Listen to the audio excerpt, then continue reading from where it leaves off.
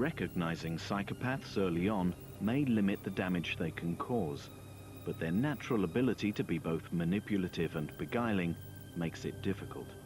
One of the things that the medical students with whom I've worked have noted is that they're shocked at how normal psychopaths look and how engaging they are.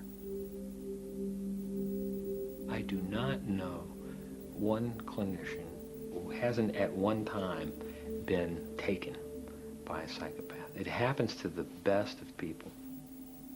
I knew that I had to get in touch with some deeper level of interconnection so that I could identify with humanity. We're all born with a conscience. We learn not to touch the stove because it's hot. Until we touch the stove and get burned, then and only then we don't touch the stove again. Compassion and empathy is a learned process. It starts off at a very early age. They are very gifted at being able to convince you, I'm harmless, I did not do it, there's absolutely no way I'm responsible for this crime. These are very good actors. They can read an audience or an individual as well as anyone that I've ever seen. While they appear to be speaking about themselves, they're constantly monitoring the facial expressions, the responses, and they will then tailor what they say to see if they can get the kind of response that they want. My idol is John Lennon, and of course on the other side of the tracks we have Willie Nelson. He represents freedom in different ways. Love, peace, harmony, togetherness, connection with the polar bears, and freedom in general. Culturally, we find some difference between United Kingdom and North America. Our psychopaths tend to be less overt in their glibness, their superficial charm, and so forth. These things are not so obvious as they are in the North American prisoners, for example.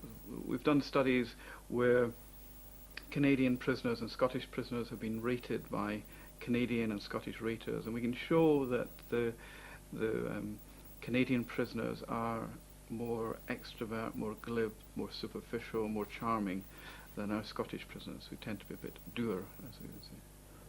And of course the feathers represent freedom, and the leaf represents changing of the times. And there's some little thing that I stuck together, and my philosophy is it's our life and we have a right to cry if we want to. A lot of people, particularly those who tend to believe in the goodness of humanity, say, well, the problem with a psychopath is that he or she was not properly treated as a child and actually never learned to be empathetic towards other people, and really never learned to become attached or bonded with somebody else, a caregiver. And that's the problem, and we can resolve it in adulthood simply by giving them a hug, maybe a musical instrument and a puppy dog, and they're all going to be okay. Give them lots of love and understanding. With a psychopath, I would argue that emotion is like being colorblind for them, and nothing we can do is actually going to instill a sense of empathy. This is really a waste of time.